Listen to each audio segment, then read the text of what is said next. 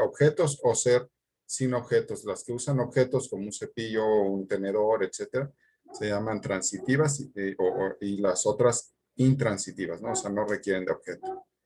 Y puedo tener distintos tipos, ¿no? De vestir, de la marcha, para hacer dibujos, cada una con una representación cortical distinta, ¿no? Todas las que tengan que ver con alguna habilidad o de construcción o de vestido o de dibujo son más hacia el hemisferio derecho. ¿Sí? Y las que tengan que ver más con cuestiones de elaborar ideas o pensamientos más hacia el lado izquierdo. ¿Sí? Y en general, en relación al lóbulo parietal, acuérdense que el juicio y el razonamiento son sobre todo en el lóbulo frontal. Todo lo que tenga también que ver con actividades motoras básicas como la marcha, tienen que ver con la región frontal, pero en las áreas paramediales, ¿no? Como ya lo habíamos visto en el homúnculo. Todo esto ya lo habíamos visto, ¿no? Las nocias, ¿no? Que es la capacidad de que yo reconozca, identifique un estímulo complejo a través de los órganos de los sentidos, ¿no? Recordar cómo exploramos las praxias, ¿no? Pidiéndole que se ponga y se quite el suéter, que escriba con una pluma, etcétera, ¿no? A la hora que lo saludo. Todo ese tipo de acciones ya son praxias y yo las estoy observando en el paciente, ¿no? El hecho de que yo lo salude y se me quede viendo como diciendo qué está haciendo, pues es posible que implique ya una pérdida en reconocer este tipo de acción, ¿no? Y bueno, y acuérdense también que todas estas términos son válidos solo en el caso de que yo adquirí la función y la perdí. Es decir que, pues, en mi desarrollo en la infancia adquirí todas esas funciones y después, posteriormente las pierdo. Porque si nunca las adquiero, pues no puedo hablar yo de que tenga yo una apraxia, porque nunca aprendí, o una, no sé, porque nunca tuve ese reconocimiento, ¿no? Eso se da, por ejemplo, en niños que tienen secuelas muy graves de hipoxia neonatal, ¿no? Con parálisis cerebral infantil. En esos casos, pues definitivamente yo no hablo de praxias, agnosias, ¿no? Sino más bien de retraso psicomotor. Y bueno, las nocias y la pérdida de la función, la agnosia, pueden ser tan variadas como órganos de los sentidos tenemos, y dentro de cada una se va incluso a tener varios tipos de agnosias, ¿no? Entonces tenemos visuales, olfatorias, auditivas, táctiles, gustativas. Pueden ser en general, ¿no? Para cualquier estímulo complejo que llegue. Es decir, no es que no vea el estímulo, pero no lo va a reconocer, ¿no? Y bueno, tenemos algunas muy particulares como las táctiles, ¿no? Que es la asteroagnosia, que sería la incapacidad de reconocer por el tacto. Tenemos auditivas, la autotopoagnosia, ¿no? Las del esquema corporal. Algunas agnosias visuales muy específicas, como la incapacidad de reconocer o colores o caras, etcétera, ¿no? Estas generalmente se van a explorar cuando estamos explorando pares craneales, ¿no? O sistema sensitivo. Entonces no se exploran en este apartado, pues sí tenemos que saber que cuando estamos explorando eso en los pares craneales o en el sistema sensitivo, como lo vamos a ver conmigo, la función que estamos explorando corresponde a una función mental superior. O sea, no es lo mismo explorar que le duele a que reconozca que lo que duele es un piquete de una aguja, ¿no? Tiene que reconocer que es una aguja. Ahora, vamos a otras funciones. Entonces, bueno, esto era nada más para recordar dónde estábamos. Y vamos a la última parte de las funciones mentales superiores, ¿no? El alineo es difícil de definir. De hecho, yo no lo voy a interrogar, ¿no? Lo voy a observar en la persona, ¿no? Y alineo médicamente no existe como término. Lo tomamos de otras, pues, desde el punto de vista semántico, ¿no? De otras ocupaciones, ¿no? Y alineo quiere decir que la persona está en una situación o su arreglo personal y su comportamiento, incluido el comportamiento, está de acuerdo a la situación, ¿no? Donde se está desempeñando. Si ustedes van al hospital, pues van a llevar un uniforme todo el grupo, ¿no? Van a ir de blanco, con bata, todo el grupo, ¿no? Generalmente con su credencial. Entonces, al estar homogéneo todo el grupo, decimos que pues ustedes están alineados, ¿no? Están de acuerdo a la situación. Igual nosotros, ¿no? Estamos o con uniforme quirúrgico en el quirófano, etcétera. Esa es estoy en una situación, de acuerdo al lugar donde estoy, ¿no? Una pérdida de la línea, les digo, pues, por ejemplo, si yo estoy en shorts en el hospital, ¿no? O sea, estoy ahí perdiendo un poquito el alineo, y si incluso mi forma de vestido es inadecuada, ¿no? O sea, digamos, la camisa abierta, la ropa sucia, ese tipo de cosas sería una pérdida de la línea. Lo vemos mucho en la gente en condición de calle. ¿Sí? Antes les decíamos indigentes, ¿no? Ahora les decimos en condición de calle. Entonces, si vemos los términos de dónde viene alineo, ¿no? Quiere decir, mantener como una línea, ¿no? Pero pues nos pueden servir estos términos como para entender de dónde viene, ¿no? Entonces voy a colocar en línea recta varias personas o cosas, ¿no? Pudiera ser, por ejemplo, fichas de dominó o cómo se está alineando los rayos del sol, etcétera, ¿no? En un equipo, sí, cuando ustedes hablan de fútbol dicen la alineación, ¿no? Del equipo. Entonces, quiere decir que pues ya conocemos cómo están distribuidos los jugadores en esa situación, ¿no? O, por ejemplo, se va a alinear con una tendencia, ¿no? Está de acuerdo, no sé, con ideas de la 4T, ¿no? Entonces, todos los que están con la 4T están alineados en esa corriente ideológica, ¿no? Entonces, nos puede servir, ¿no? El tener esos conocimientos. Desde el punto de vista médico, les digo, nos estamos refiriendo más al cuidado que tiene la persona y a que reconozcan la situación donde está, ¿no?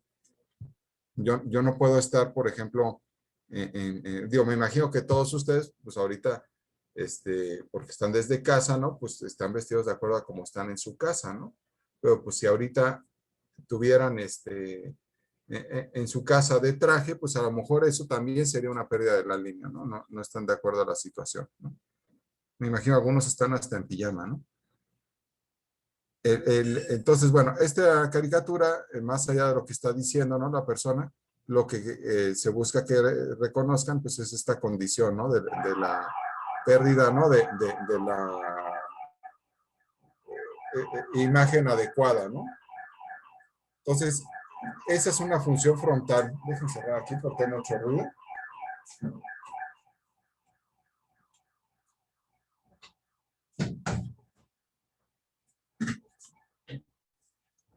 Esa es una función mental de juicio y razonamiento sobre la misma persona, ¿no? Y les digo, sería una función que no vamos a interrogar, la vamos a observar, ¿no? Y yo puedo, es muy válido que yo comente pérdida del alineo, ¿no? Paciente con pérdida del alineo. Y bueno, la autocrítica. La autocrítica y el alineo de alguna forma van juntas. Digamos que el alineo está justo por debajo de la autocrítica, porque pues es la forma en que yo me estoy observando a mí mismo y la capacidad que yo voy a tener de hacer una autoevaluación y finalmente hacer una corrección de mis fallas, ¿no?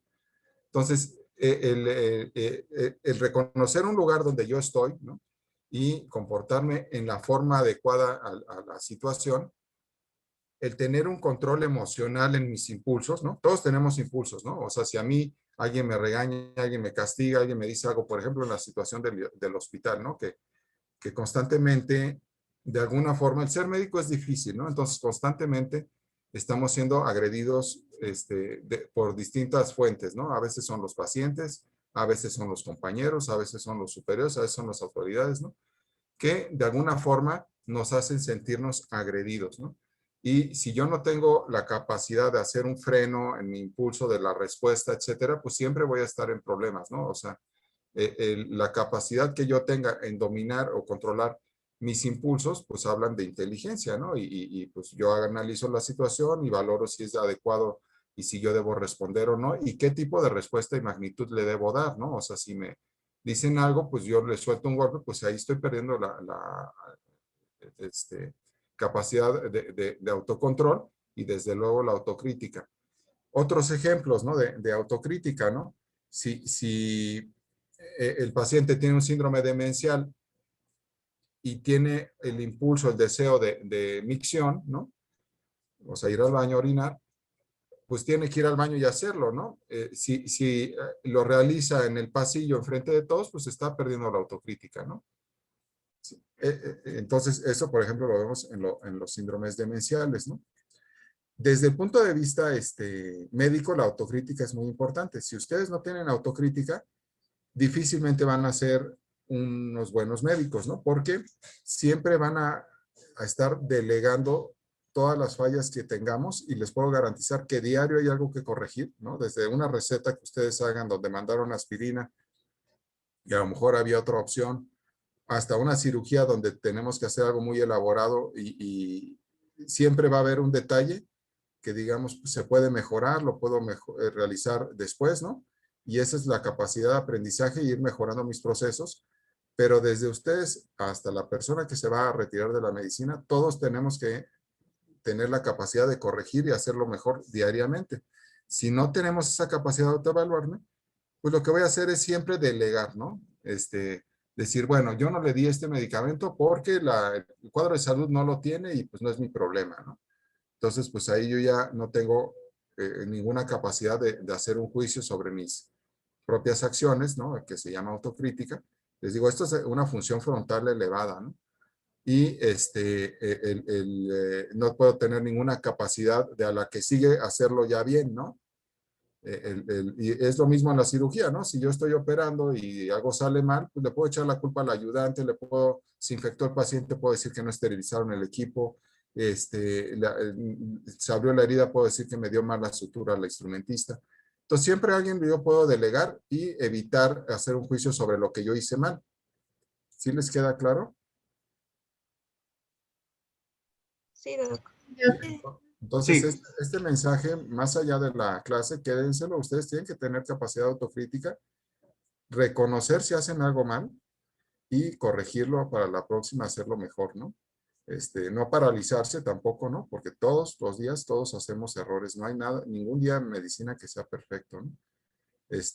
Pero bueno, tratamos de hacerlo más aproximado, lo mejor con nuestros conocimientos y de ahí, pues, tratarlo de hacer mejor. Pero les digo, dependerá mucho si ustedes, pues, tienen ese valor, ¿no? De reconocer sus limitaciones, sus fallas, la pérdida de algún conocimiento, etcétera, pues, el poder arreglarlo o simplemente delegar como hace tanta gente, ¿no?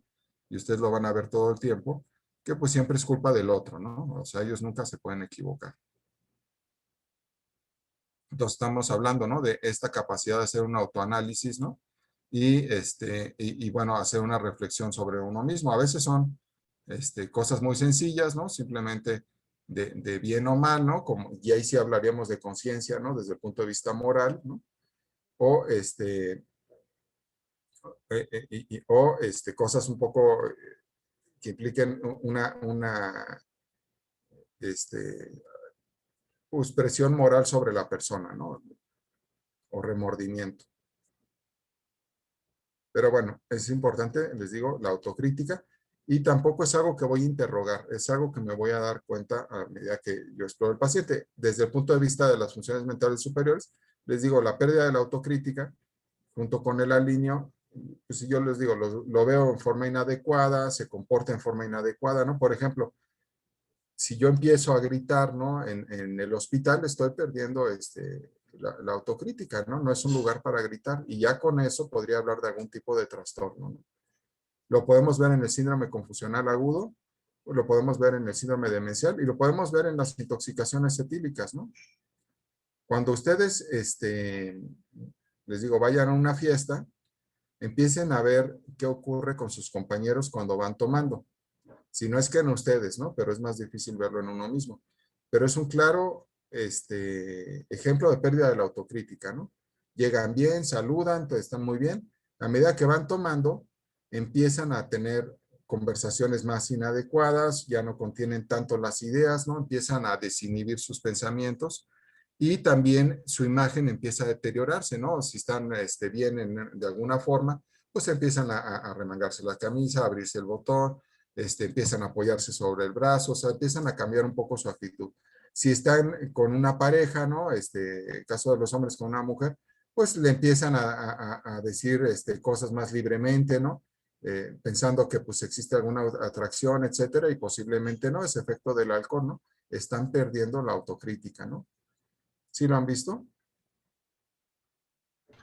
Sí, La intoxicación etílica, les digo, es un buen ejemplo de pérdida de funciones mentales superiores, como van, ¿eh? O sea, primero pérdida de la autocrítica, luego la línea, o sea, el vestido, empiezan a desarreglarse, la camisa de fuera, etcétera, ¿no? En grados extremos hasta se orina, ¿no? Luego empiezan a perder capacidades de juicio y razonamiento adecuados. Sí, sí hacen juicios y razonamientos, pero inadecuados, ¿no? O sea, dicen, esta chica me sonrió, entonces quiere salir conmigo, ¿no? Y pues ella nada más sonrió, ¿no? Entonces, empiezan a tener ese tipo de juicios. Ya si le piden que llegue al mesero, le pide las cuentas, pues le da una propina enorme o no sabe o se pelea con él porque dice que la cuenta está inadecuada. O sea, está perdiendo también el cálculo. El lenguaje desde antes empieza a ser inadecuado, ¿no? Le cuesta trabajo evocar ideas, articular palabras, comprender lo que ustedes están platicando, ¿no? Entonces, cuesta mucho trabajo llevar la conversación, ¿no? El control motor y el equilibrio, desde luego, se está afectando, ¿no? Entonces, la marcha es muy inadecuada. La memoria se está perdiendo también, ¿no? No es nada raro que al otro día no recuerde qué ocurrió, ¿no?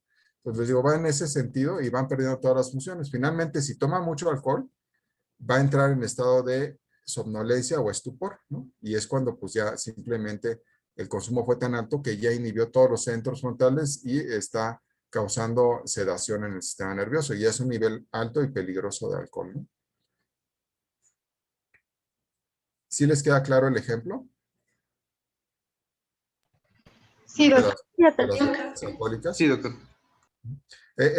Entonces, bueno, si yo ya me fuera a otras cosas, a hablar de inteligencia, esto ya nosotros no lo vemos habitualmente en funciones mentales superiores desde el punto de vista neurológico, porque yo no estoy tan dirigido a ver si el paciente es inteligente o no. Eso le toca más a los neuropsiquiatras, a los psiquiatras, ¿no? Y también hay que tomar mucho en cuenta qué es la inteligencia para uno, ¿no? Porque, por ejemplo, ustedes pueden decir que una persona es muy inteligente porque pues, resolvió la ecuación o ganó un premio Nobel. Pero su familia a lo mejor dice, no, esta persona es nefasta, es un tonto, ¿no? Porque no nos hace caso, nunca está con nosotros, etcétera, ¿no? Entonces, hay distintas formas de valorar la inteligencia y hay distintas formas de inteligencia, ¿no? Entonces, no puedo yo, ni siquiera por nivel de educación de una persona, hablar de inteligencia, ¿no? Entonces, básicamente, ¿qué es la inteligencia? Pues es la capacidad de que yo adquiera una experiencia y lo utilice para solucionar problemas, ¿no? En una forma rápida y exacta. Y también la habilidad que yo tengo para adaptarme a situaciones nuevas, ¿no? Por ejemplo, ahorita que estamos con lo del COVID, ¿no? Y que estamos confinados desde hace tanto tiempo y con estas clases, etcétera, pues nos estamos adaptando, ¿no?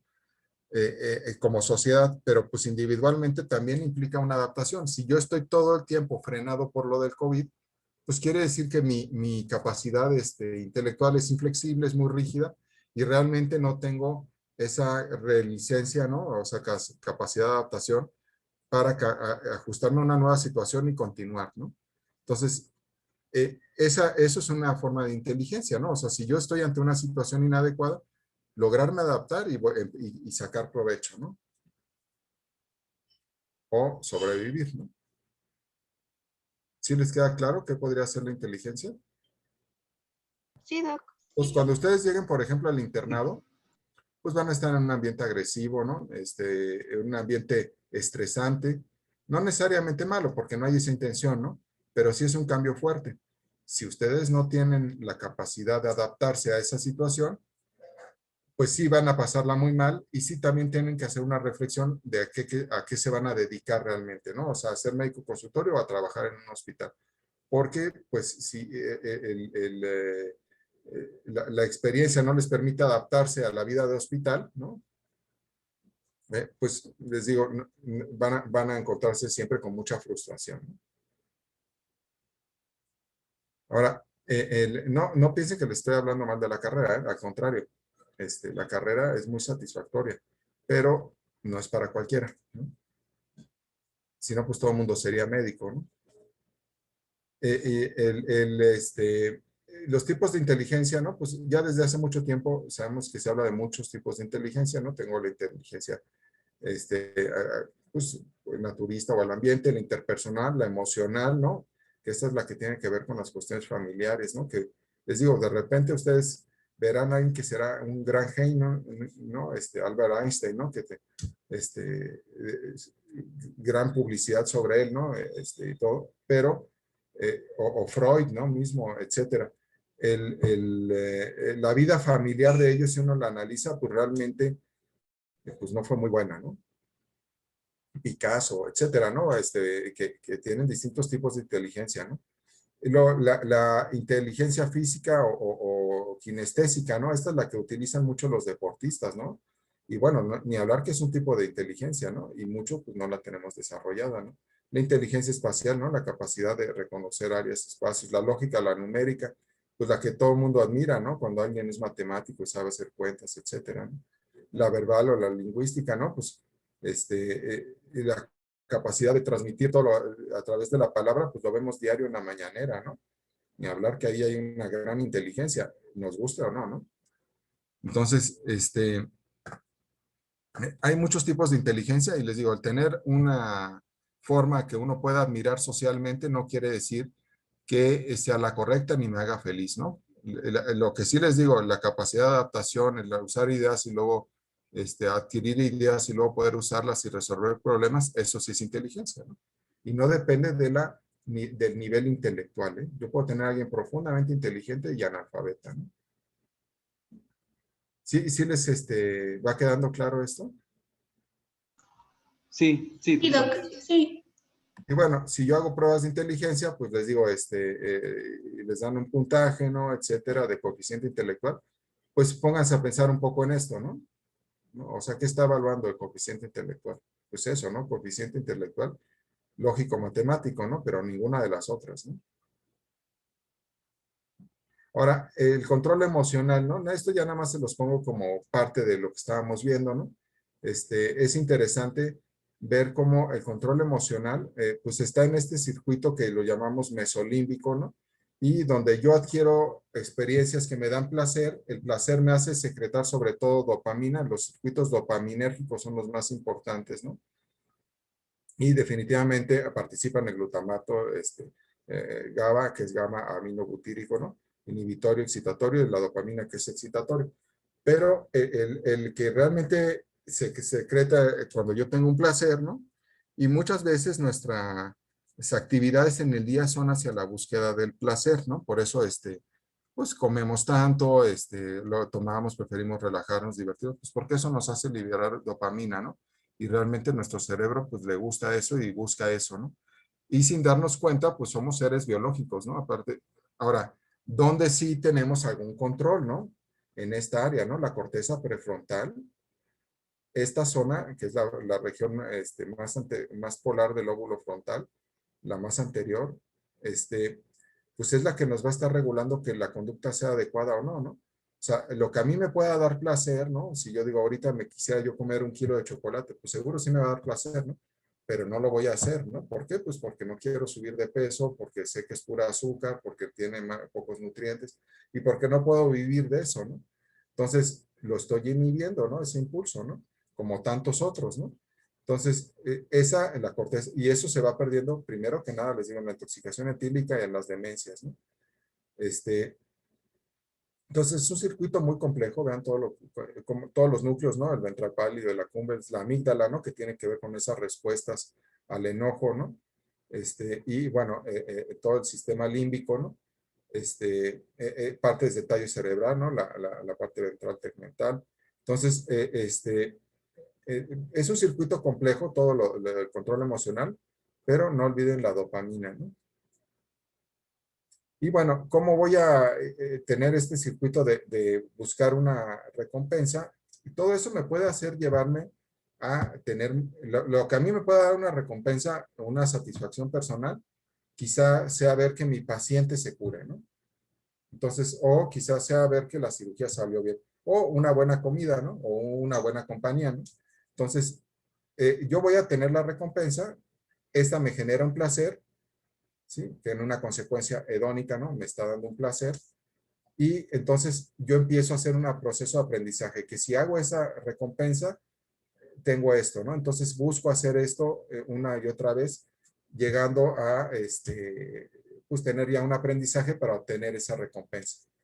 ¿Sí les queda claro? Sí, sí, doctor. Los que vayan a hacer psiquiatría, pues esto en particular les interesa bastante, ¿eh? Pero bueno, nos sirve también a todos para comprender a veces por qué una persona está haciendo una actividad en forma reiterada, ¿no? Sí, y a veces ese tipo de circuitos, ¿no? Se establecen para cosas positivas y otras para negativas, ¿no? Pero el punto es que en la persona en cuestión nos da una recompensa, ¿no? Entonces tengo el estímulo, la motivación para obtenerlo, ¿no? Y entonces tengo que asociar, ¿no? Qué claves internas en mi cuerpo y externas en el ambiente me van a dar, ¿no? Y bueno, ese estímulo, ¿no? Pero bueno, digamos, vámonos otra vez a lo de la comida. Yo quiero comerme un pastel, ¿no? Pero pues no es la hora de un pastel. Y yo voy a inhibir y tener una regulación de esa función, ¿no? O sea, tengo una función ejecutiva donde me estoy controlando en mi, ¿sí? En mi accionar diario, ¿no? Y eso pasa todo el tiempo, todos los días, ¿no? Acuérdense, la recompensa, la dopamina es la más importante, ¿no? Ahora sí que tenemos que hablar como la dopamina, como un aspecto que tiene que ver con placer y pulsiones, ¿no? Y ya con la alimentación particularmente, regula mucho la conducta, ¿no? El, el, el, si yo le doy un antagonista dopaminérgico, aparte de que tiene muchos cambios motores, ¿no? También va a cambiar la conducta alimentaria, ¿no? Y eso sucede en el humano también. Por eso les digo, si somos inteligentes, tenemos todo el lóbulo frontal, pero tenemos todo un bagaje biológico que no depende tanto de nosotros, ¿no? Y esto se ha podido ver, ¿no? En los receptores para dopamina, ¿no? A nivel cerebral, a nivel del cuerpo estriado, ¿no? En las personas con mayor obesidad o pulsión a comer, ya sea por habituación o ya sea genéticamente, es decir, porque fue una conducta reiterada, pero están disminuidos, ¿no? O sea, tengo que tener más estímulo como para lograr porque hay menos receptores, ¿no? Entonces tengo que consumir más alimento para generar la misma respuesta que en una persona delgada, ¿no? Y esto sí se ha podido corroborar en estudios funcionales, ¿no? De niveles de este tipo de receptores, ¿no? Ahora, bueno, esto era un poquito para entender la inteligencia y mucho de lo que nos motiva a hacer acciones diarias, ¿no? ¿Yo qué puedo hacer cuando voy a examinar a una persona? Pues bueno, ya ustedes ya vieron todas las maniobras que vamos haciendo, ¿no? Para examinar a alguien desde el punto de funciones mentales superiores. Pero si yo tuviera todavía duda, ¿no? O si le quiero yo dar un puntaje determinado a esa persona para poder hacer comparaciones, ¿no? Entre consulta y consulta, si va mejorando, etcétera. Entonces yo puedo usar este examen que se llama examen mini mental o de estado mental o prueba de Folstein, ¿no? Entonces muchas veces hasta en las películas escuchan ustedes que ya le hicieron el Folstein. Hay otras pruebas, ¿eh? Pero esta es muy sencilla, tiene capacidad de hacerse en el consultorio, no me toma tiempo, es rápida y lo puedo hacer en cada consulta, ¿no? Entonces, pues por eso mini mental, y además es muy completa, ¿sí? Si ustedes se ponen a ver aquí en los apartados, ¿sí lo alcanzan a ver? Sí, sí se ve un poquito, Doc. Entonces, ustedes se ponen a Sí, ver bueno, aquí sí. en los apartados. La primera parte es orientación espacial, ¿no? Digo, en tiempo. La segunda, orientación en lugar o el espacio, ¿no? La tercera parte es la memoria a corto plazo, ¿sí? La memoria inmediata. La cuarta parte sería el cálculo. La quinta parte es otra vez memoria, ¿sí? Es prácticamente inmediata porque le pregunto al minuto, ¿no? O sea, le pido que haga estas cuentas y luego le vuelvo a pedir esto, ¿no? Son pruebas muy sencillas, pero de ahí que tiene una relevancia importante. Y la cuarta ya son prácticamente praxias, capacidades de denominación, hacer habilidades manuales, ¿no? Entonces, en la primera parte estoy preguntándole fecha y a cada una le voy a dar un puntaje. Aquí son máximo 5 puntos, ¿no? Le digo primero el año, la estación del año, el día, la fecha, el mes, y pues que me lo vaya, y cada una se lo voy preguntando, aunque me lo diga, ¿no? Porque me podría decir la fecha y no saberse el mes, ¿no? Porque la fecha la dice en automático, ¿no? O la venía practicando antes de llegar al consultorio, ¿no? A veces los familiares hacen eso, como ya saben que uno les va a preguntar esto, los están entrenando todo el camino, ¿no? Y les digo, esto es de lo que primero se pierde, ¿eh? O sea, cuando tengan un paciente van a ver que es lo primero que van a tener problemas, ¿no? Con las fechas. En cualquier paciente neurológico, ¿no? Y luego es el lugar, ¿no? Entonces, en dónde está, número de consultorio, piso, la ciudad, cosas ya muy sencillas, ¿no? Y hasta el país, ¿no? Todo eso se lo pregunto. Son preguntas muy sencillas y por eso la falla en ellas es muy relevante, ¿no? Luego le voy a poner un juego de números, palabras, lo que yo quiera, ¿no? Por ejemplo, cuando yo les hice estas preguntas, les dije balón, bandera, árbol. Pues es exactamente lo que viene aquí, ¿no? Si yo le digo peseta, caballo y manzana, tiene muy poco significado decir peseta en México, ¿no? Podría decir peso, pero si me dice peso, se va a confundir con peso, ¿no? Entonces, o sea, con peso de cuántos gramos, ¿no? Entonces, mejor uso cosas más sencillas, que sean más obvias, ¿no? Y bueno, ¿cómo los va a recordar? Pues tiene que hacer una asociación para mantenerlo en su mente, ¿no? Aquí sí yo le pido, cuando le digo estas tres palabras, que me las repite inmediatamente y voy a tomar en cuenta que las repita en el orden adecuado, ¿no? O sea, y que me diga las tres. Si yo le digo balón, bandera, árbol, me debe repetir balón, bandera, árbol. Si repite árbol, bandera, balón, pues entonces ya no lo dijo en orden adecuado y le voy a bajar un punto. Si olvida una, pues desde luego le voy a bajar un punto, ¿no? Tiene 3 puntos, ¿no? ¿Sí? Y bueno, luego le pido que haga cálculo, ¿no? 30 menos 3, a cada uno le voy a dar un puntaje por cada operación que haga, empezando desde 30, ¿no? Que me entienda que es 30. ¿Sí? Entonces va restándole de 3 en 3 hasta 18 y si lo hace bien, le doy un punto a cada uno, son 5 puntos. Le pido que repita las palabras, incluso aquí le digo, recuérdelas, se las voy a volver a preguntar y le pido que las repita. ¿Sí? Luego le voy a pedir que denomine objetos. Esos objetos van a ser objetos que el paciente no conozca, ¿no? O sea, yo tomo mi pluma y se la enseño y le digo qué es. Sí, aquí estoy valorando las fibras arcuatas de asociación. ¿Se acuerdan? Las que están entre el área de Wernicke y la de Broca. Pues ahí es donde uno denomina objetos, ¿no? Entonces le enseño cosas que sean comunes a mí, ¿no? No a él, porque a lo mejor él ya sabe que lo que tiene en la bolsa es la pluma, ¿no? Y no sabe que esto es pluma, ¿no? Entonces él me puede decir eso que sirve para escribir o eso que hace, pero no me dice el nombre, pues ahí le bajo un punto, ¿no? Le pido que haga una repetición de una frase, estoy valorando el lenguaje, ¿no? Le digo, repita ni sí, ni no, ni pero, o alguna frase en la que se me ocurra. Estos son ejemplos, ¿no? Le doy una hoja de papel, le digo, la toma con la mano derecha, la dobla por la mitad y me la regresa, ¿no? Entonces estoy valorando una praxia, ¿no? Reconocimiento del cuerpo, la capacidad de doblarlo y regresarlo, ¿no? Luego le voy a valorar lo que es la lectura. En la hoja de papel le voy a escribir una orden, ¿no? Levante la mano derecha, cierre los ojos con una letra clara, ¿no? Porque a lo mejor no lo puede leer el paciente. Si usa lentes, le pido que se ponga los lentes, ¿no? Si se corta la clase, nos conectamos luego, ¿eh? Estamos a punto de terminar, entonces no tiene caso hacer el descanso. Entonces, les digo, le doy una orden escrita y él la debe ejecutar, la lee y la ejecuta. Entonces, ¿qué estoy valorando? Pues la capacidad del lenguaje a la lectura y la comprensión, ¿no? Y luego le pido que él escriba, entonces, ¿qué estoy valorando? Pues el lenguaje escrito, ¿no? Entonces, le digo, por favor, escríbame una frase con sujeto y predicado. Para la gente que tiene cierto nivel, pues sí me puede escribir una con sujeto y predicado. Los demás, pues escriba algo que se le ocurra. Muchos acaban escribiendo la fecha, ¿no? Cosas así. Yo lo doy por bueno, ¿no? Y luego le pido que copie un dibujo de pentágonos, ¿no? O sea, le voy a decir que me haga una serie de figuras, ¿no? Que las haga idénticas, ¿no?